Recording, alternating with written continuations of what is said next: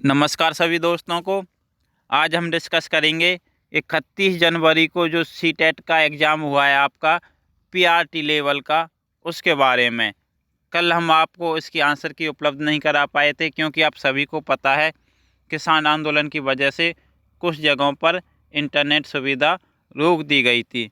तो चलो कोई नहीं, अब हम आपको सबसे सटीक और डिटेल्ड आंसर की उपलब्ध कराएंगे। तो ये जो सेट है ये है एल। आप अपने सेट से क्वेश्चन मैच कर सकते हैं। पहला प्रश्न है, अधिगम के लिए निम्न में से कौन सी धारणा उपयुक्त है? Which of the following belief is good for learning? Failure अनियंत्रित है, ये बिल्कुल गलत है। असफलता है जो फेलर इज अनकंट्रोलेबल, उसे नियंत्रित किया जा सकता है। योग्यता सुधार्य है, तो योग्यता को सुधारा जा सकता है, बिल्कुल सही है। योग्यता अटल है, फिक्स है, बिल्कुल गलत है। ये प्रयासों से कोई फर्क नहीं पड़ता, बिल्कुल फर्क पड़ता है। तो इसका आंसर क्या होगा? सेकंड। अगला क्वेश्चन है आपका, निम्नलिखित में से कौन सी परिपाटी विद्यार्थियों में संकल्पनात्मक समझ में बढ़ोतरी करने में सहायक है? तो वो कौन सी होगी, देखते हैं। अन्वेषण और संवाद, इंक्वायरी एंड डायलॉग्स, बिल्कुल विद्यार्थियों की जो समझ है उसको इम्प्रूव करने में सहायता करती है।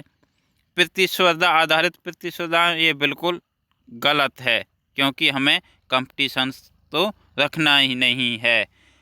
थर्ड है टेक्स्ट बुक सेंट्रिक पेडागोजी, पाठ्य पुस्तक केंद्रित शिक्षा शास्त्र, ये भी बिल्कुल गलत है। इसके अलावा भी बहुत कुछ होता है, उसके द्वारा भी आप सीख सकते हैं। बारंबार परीक्षाएं, इससे भी कोई फर्क नहीं पड़ता। सबसे अच्छा आंसर क्या होगा?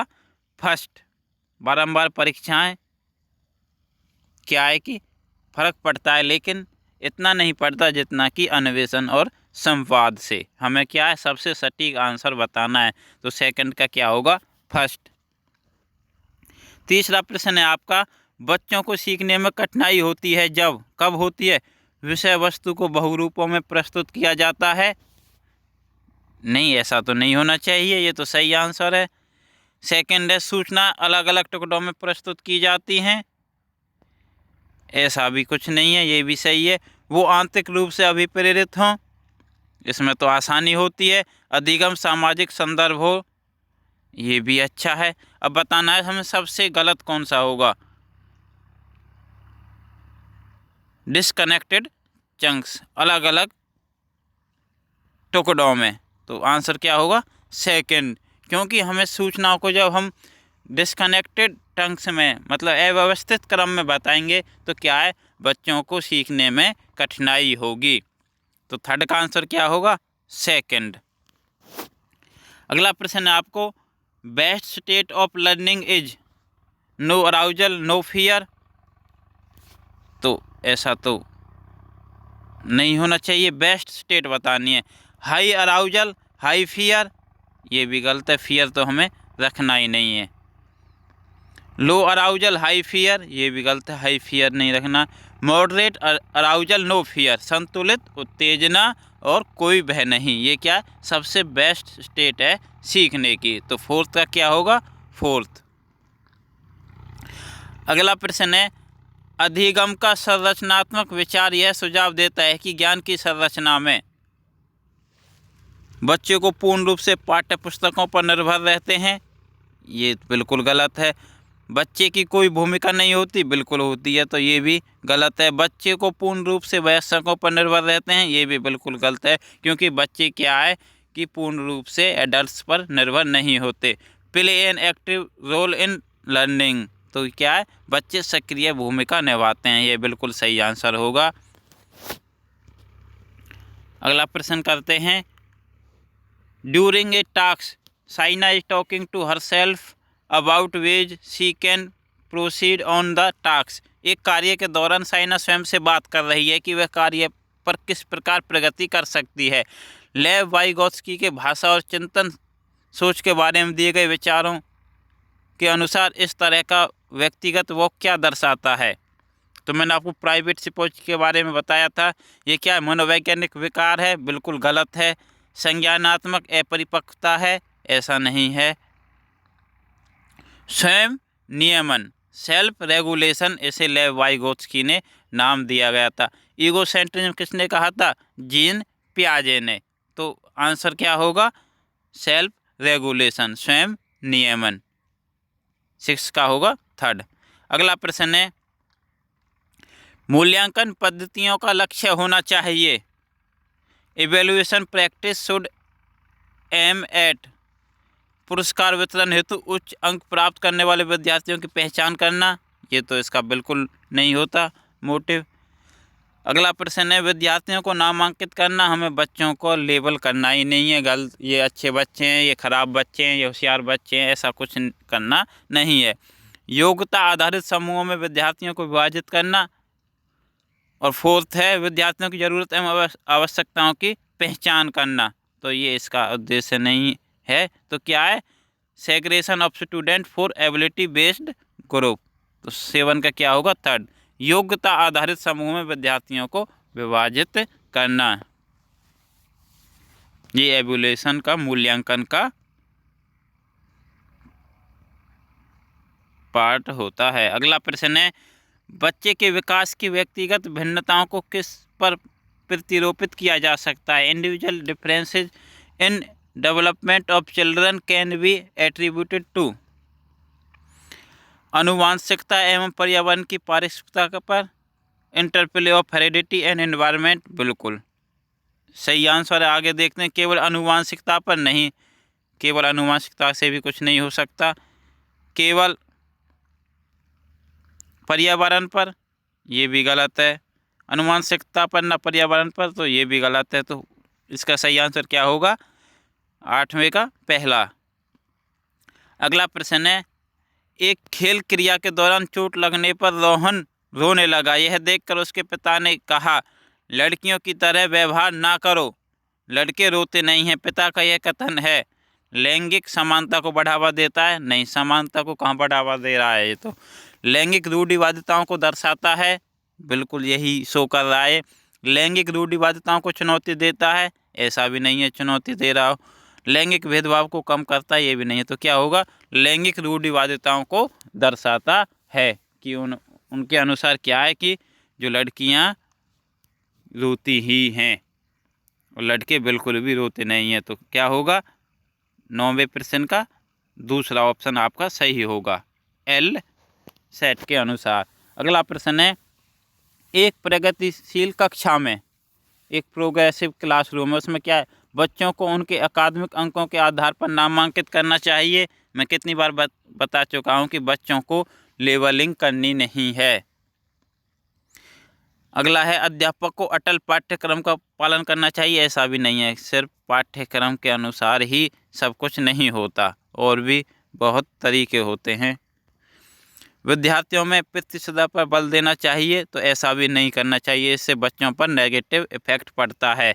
ज्ञान की संरचना के लिए प्रचुर मौके प्रदान करने चाहिए? ये बिल्कुल सबसे अच्छा आंसर है। उन्हें ज्ञान की संरचना के लिए क्या है? अधिक से अधिक मौके देने चाहिए। तो 10वें क्वेश्चन का आपका फोर्थ आंसर बिल्कुल सही होगा। अगला प्रश्न है, एक गतिविधि के दौरान छात्रों को संघर्ष करते हुए देख एक अध्यापिका बच्चों को संकेत और इशारे जैसे क्या, क्यों, कैसे प्रदान करने का फैसला लेती है? लेव वाइगोत्स्की के सिद्धांत के अनुसार अध्यापिका की यह योजना है बच्चों की अधिगम की प्रक्रिया में अर्थहीन होगी? ऐसा बिल्कुल भी नहीं है। बच्चों को अधिगम के लिए उत्प्रेरित या निष्प्रेरित करेगी? बिल्कुल गलत है। अधिगम के लिए पाठ या आधारभूत संरचना का काम करेगी। पाठ, जैसे लेव वाइगोत्स्की ने स्कैफोल्डिंग नाम दिया गया है, ये क्या है? बच्चों को सीखने में मदद करना, उसे क्या कहा है? स्कैफोल्डिंग कहा है। ये इसका आंसर होगा। फोर्थ है, छात्रों में प्रत्याहार या निकास प्रवृत्तियां पैदा करेगी? तो ये भी बिल्कुल गलत है। ये क्या करेगी? Act as a scaffolding for learning. बच्चों के जो अधिगम में क्या है? स्कैफोल्डिंग एक पार्ट का काम करेगी। अगला प्रश्न है, बच्चों के समाजीकरण के संदर्भ में निम्न में से कौन सा कथन सही है? Which of the following is correct in the context of socialisation of children? परिवार एवं जनसंचार दोनों समाजीकरण के द्वितीय कारक हैं। ये बिल्कुल गलत है। परिवार क्या समाजीकरण का पहला कारक है, जबकि जनसंचार द्वितीय हो सकता है, लेकिन परिवार पहला है। विद्यालय समाजीकरण का एक द्वितीय कारक है, बिल्कुल सही है। और परिवार समाजीकरण का प्राथमिक कारक है, ये तो बिल्कुल सही है। परिवार क्या समाजीकरण का प्रथम कारक है, जबकि जो विद्यालय है वो सेकंड है। बाकी ऑप्शन भी देख लेते हैं। विद्यालय समाजीकरण का एक प्राथमिक कारक है, ये तो बिल्कुल गलत हो गया यहीं से। अगला है समकक्षी समाजीकरण के प्राथमिक कारक है, परिवार समाजीकरण का द्वितीय कारक है, यहाँ से तो सही है, लेकिन और परिवार समाजीकरण का एक द्वितीय कारक है, ये गलत हो गया। तो सबसे अच्छा आंसर कौन सा है? सेकंड। तो 12वें का सेकंड आपका बिल्कुल सही होगा। अगला प्रश्न है, बहुबुद्धि सिद्धांत जोर देता है कि बुद्धिमत्ता में कोई व्यक्तिगत भिन्नता नहीं होती। वो तो ऐसा कहता है। बहुबुद्धि का सिद्धांत किसने दिया था? हार्वर्ड गार्डनर ने। तो उसने बुद्धिमत्ता में भिन्नताएं बताई थी। अगला है, बुद्धि लब्धि केवल वस्तुनिष्ठ परीक्षणों द्वारा मापी जा सकती है। तो ऐसा नहीं है, बुद्धि लब्धि तो माप ही नहीं सकती इसके हार्वर्ड गार्डनर के अनुसार IQ। अगला प्रश्न है, एक आयाम में बुद्धिमत्ता अन्य सभी आयाम में बुद्धिमत्ता निर्धारित करती है। ऐसा तो बिल्कुल नहीं है। इसका आंसर ये है कि जो बच्चा एक फील्ड में होशियार है तो वो सभी अन्य फील्ड में भी होशियार होगा, ऐसा बिल्कुल नहीं होता। बुद्धिमत्ता की विभिन्न दशाएं हैं, यही तो उसने कहा था हार्वर्ड गार्डनर ने कि there are several forms of intelligence. तो 13वें का फोर्थ आंसर आपका बिल्कुल सही होगा। अगला प्रश्न है, लॉरेंस कोलबर्ग के सिद्धांत के अनुसार किसी कार्य को इसलिए करना क्योंकि दूसरे इसे स्वीकृति दें नैतिक विकास के खालिस्तान चरण को दर्शाता है। तो क्या दूसरों से शाबाशी पाने के लिए कोई कार्य करना क्या कहलाता है? कन्वेंशनल, प्रथागत कहलाता है। जो प्रथा दर प्रथा चला आ रहा हो तो इसे क्या नाम दिया गया है? कन्वेंशनल। 14 का थर्ड आंसर बिल्कुल सही होगा। अगला प्रश्न है, विकास के संदर्भ में निम्न में से कौन सा कथन सही है? तो विकास बहुआयामी होता है, बिल्कुल होता है। विकास क्या है? मल्टी डायमेंशनल होता है। सामाजिक विकास होता है, संवेगात्मक विकास होता है, नैतिक विकास होता है, भाषा विकास होता है, शारीरिक विकास होता है, मानसिक होता है। अगला है, विकास की दर सभी संस्कृतियों में सभी के लिए समान होती है। ऐसा बिल्कुल भी नहीं है।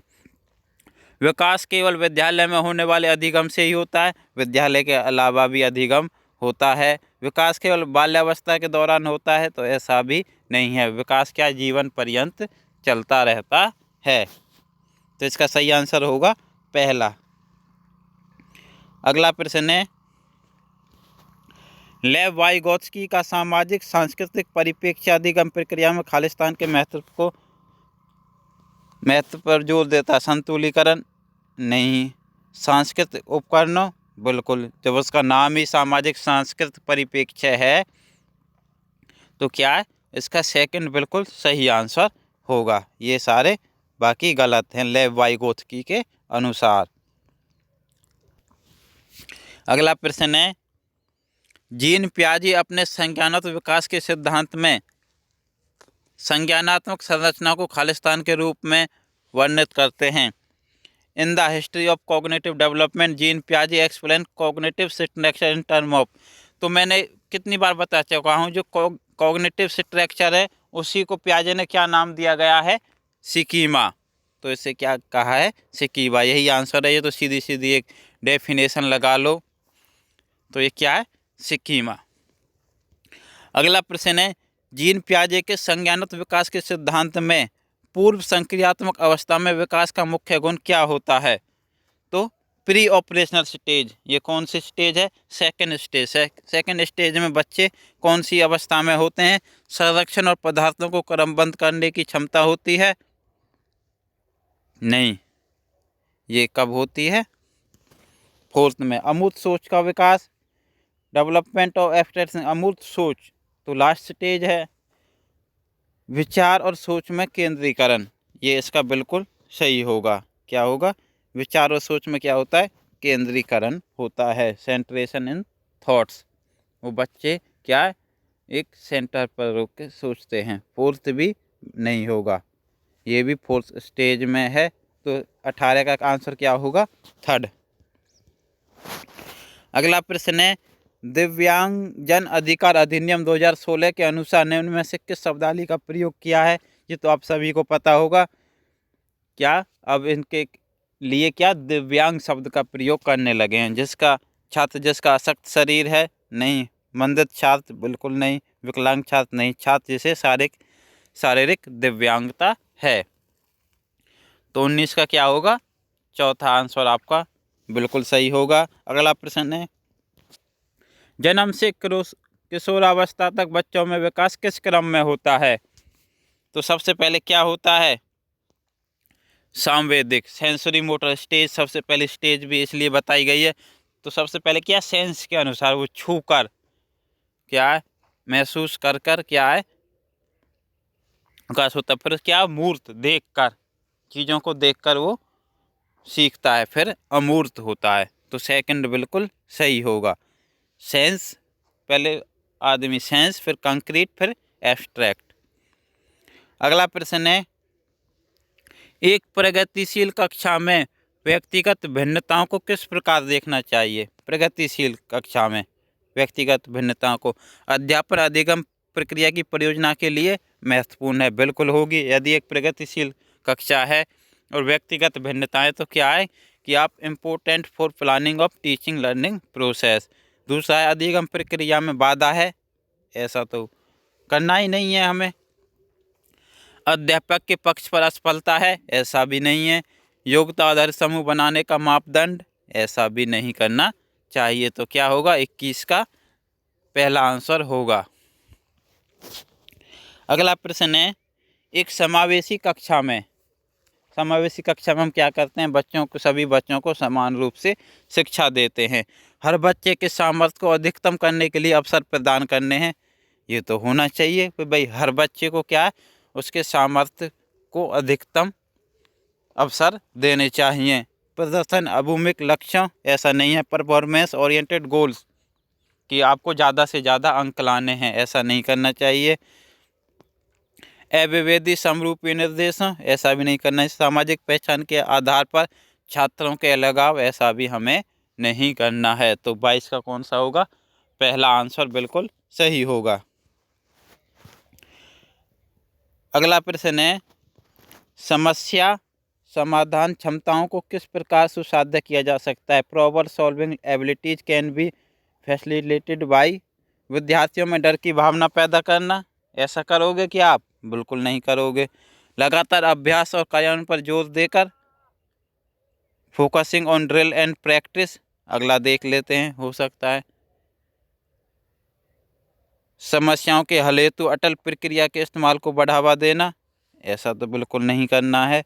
फिक्स प्रोसेस थोड़ी ना रखनी है। Encourage of use of analogy, समरूपों के इस्तेमाल को बढ़ावा देकर, ये बिल्कुल आपको करना है। तो सही आंसर क्या होगा, फोर्थ। लगातार अभ्यास और कार्यान्वयन पर जोर देना, ये क्या है, एक रटने वाली चीज़ हो जाती है। तो 23 का फोर्थ आंसर बिल्कुल सही होगा। अगला प्रश्न है, अधिगम कठिनाइयों से जूझते छात्रों की ज़रूरतों को संबोधित करने के लिए एक अध्यापक को क्या नहीं करना चाहिए। याद रखना, क्या नहीं करना है। शिक्षा शास्त्र और आकलन की जटिल संरचनाओं का प्रयोग, ऐसा तो बिल्कुल नहीं करना चाहिए। दृश्य श्रव्य सामग्रियों का इस्तेमाल, संरचनात्मक शास्त्रीय कामों को व्यक्तिगत शैक्षणिक योजना बनाना। तो पहले आपको प्रश्न अच्छे से याद रखना है कि अधिगम कठिनाइयों से जूझते छात्र की ज़रूरतों को संबोधित करने के लिए अध्यापक को क्या नहीं करना चाहिए। कोई छात्र है, वो क्या अधिगम में कठिनाइयों से जूझ रहा है, उसे पढ़ने में परेशानी हो रही है, तो उसकी ज़रूरतों को संबोधित करने के लिए तो क्या करना चाहिए हमें, use multiple audio visual aids, दृश्य श्रव्य सामग्रियों का इस्तेमाल अलग अलग, जिससे कि उसे पढ़ने में करना चाहिए। तो याद रखना, नहीं करना चाहिए। Use multiple audio visual aids, ये तो करना चाहिए। Practice rigid structure for pedagogy and शिक्षा शास्त्र और आकलन की जटिल संरचनाओं का प्रयोग क्या है कि हमें करना चाहिए, तो पहला ऑप्शन बिल्कुल गलत है। तो क्या है, पूछा गया नहीं करना चाहिए, तो यही होगा कि हमें जटिल, जटिल मीन्स कठिन, कठिन संरचनाओं का प्रयोग नहीं करना चाहिए। अगला प्रश्न है आपका 25वां, सृजनात्मक की पहचान का प्रमुख लक्षण क्या है? Khalistan is the primary identifying feature of creativity. तो क्या है? डाइवर्जेंट थिंकिंग इसका आंसर होगा। अगला प्रश्न है, विविध पृष्ठभूमियों के अधिगमकर्ताओं को संबोधित करने हेतु in order to address learners from divergent backgrounds a teacher should. अध्यापक को क्या करना चाहिए? विविध पृष्ठभूमियों, विभिन्न जो पृष्ठभूमि है उनसे अधिगमकर्ता बच्चे हैं, अलग अलग सांस्कृतिक परिवेश से हैं, तो तब क्या करना चाहिए? ऐसे कथनों का इस्तेमाल करना चाहिए जो नकारात्मक रूढ़िबद्ध धारणाओं को मजबूत करें। ऐसा तो बिल्कुल नहीं करना चाहिए। विविधता संबंधी मुद्दों पर बातचीत टालनी चाहिए। ऐसा भी नहीं करना चाहिए। विविध विन्यासों से उदाहरण लेने चाहिए। बिल्कुल करना चाहिए। सभी के लिए मानक आंकड़ों का इस्तेमाल करना चाहिए। ऐसा भी नहीं है। तो आंसर क्या होगा? बिल्कुल 26 का थर्ड आंसर बिल्कुल सही होगा। अगला प्रश्न है, एक अध्यापिका को दिए गए किसी कार्यकलाप में छात्रों की विभिन्न त्रुटियों का विश्लेषण करना चाहिए। क्योंकि अधिगम केवल त्रुटियों के शोधन पर निर्भर है, ऐसा बिल्कुल नहीं है। अधिगम का पाठ है, जो गलतियां करते हैं वो अधिगम का पाठ है, लेकिन केवल उन्हीं पर निर्भर नहीं है। इसके आधार पर वह मानदंड की मात्रा निर्धारित कर सकती है, ये भी नहीं करेगी। अगला प्रश्न है, त्रुटियों की समझ अध्यापन अधिगम प्रक्रिया के लिए अर्थपूर्ण है। Understanding of errors are meaningful in the teaching learning process. ये बिल्कुल सही है। जो गलतियां हम करते हैं वो क्या हमें सीखने में सहायता प्रदान करती हैं। तो इसका आंसर क्या होगा? थर्ड। अगला प्रश्न है, अधिगम की अभिप्रेरणा को किस प्रकार कायम रखा जा सकता है? Motivation to learn can be sustained by. यंत्रवत याद करने पर जोर देकर रटना तो हमें बिल्कुल भी नहीं है। बच्चे को दंड देकर, ऐसा भी नहीं करना है। प्रवीणता अभिमुखी लक्ष्यों पर जोर देकर, ये तो बिल्कुल सही आंसर होना चाहिए। बच्चों को बहुत आसान क्रियाकलाप देकर, ऐसा तो बिल्कुल नहीं है। बहुत आसान क्रियाकलाप देकर भी इसका सही आंसर नहीं होगा। क्या होगा? Focusing on mastery oriented goals, प्रवीणता और अभिमुखी, जिससे बच्चे और अभिप्रेरित हों लक्ष्यों पर जोर देकर। 28 का क्या होगा? थर्ड बिल्कुल सही आंसर होगा। सेम, जैसे शर्मिंदगी कहते हैं, वो क्या है? शर्मिंदगी के भाव को अध्यापन अधिगम प्रक्रिया में बारंबार पैदा करना चाहिए। क्या आप बच्चों में शर्मिंदगी लाओगे? ऐसा तो नहीं करना चाहिए। का संज्ञान से कोई संबंध नहीं है? बिल्कुल संबंध है। क्या है? संज्ञान जो संज्ञान होता है, जो कॉग्निटिव होता है, उसका क्या है? संज्ञान से कोई संबंध नहीं है। संबंध है उसका। तो शर्मिंदगी का संज्ञान पर नकारात्मक प्रभाव पड़ता है, ऐसा बिल्कुल है। संज्ञान का भाग है क्या है? शर्मिंदगी, क्योंकि ये क्या है? से संवेग से आती है। तो लेकिन इसका इफेक्ट क्या पड़ता है? नकारात्मक, नेगेटिव इफेक्ट पड़ता है। तो 29 का क्या होगा? थर्ड आंसर बिल्कुल सही होगा। अगला प्रश्न है, निम्न में से अध्यापन अधिगम का सबसे प्रभावशाली माध्यम कौन सा है? Which of the following is most effective mode of teaching learning? अनुकरण, नकल और दोहराना, ये तो नहीं है इफेक्टिव लर्निंग प्रोसेस। विषय वस्तु को यंत्रवत याद करना, रटना तो बिल्कुल भी नहीं है। संकल्पनाओं के बीच संबंध खोजना, exploration of relationship between concept, concept में क्या है कि उनके बीच संबंध खोजना, तो आप अच्छे से सीख पाओगे। फोर्थ है, बिना विश्लेषण का अवलोकन करना, ऐसा भी नहीं करना चाहिए। 30 का थर्ड। तो ये होया आपका पार्ट 1 कंप्लीट साइकोलॉजी वाला। अभी आपने इतने ही क्वेश्चन सेंड किए हैं, इससे आगे क्वेश्चन नहीं है। यदि जैसे ही आगे क्वेश्चन आते हैं, आप हमारे टेलीग्राम ग्रुप से जुड़कर आप भी सेंड कर सकते हैं। तो नेक्स्ट पार्ट में हम बाकी की जो सब्जेक्ट हैं उनके क्वेश्चन डिस्कस करेंगे। उम्मीद करता हूँ आपका स्कोर अच्छा हो रहा होगा। तो वीडियो को लाइक करें और अपने दोस्तों के साथ शेयर करना भी ना भूलें। Thank you.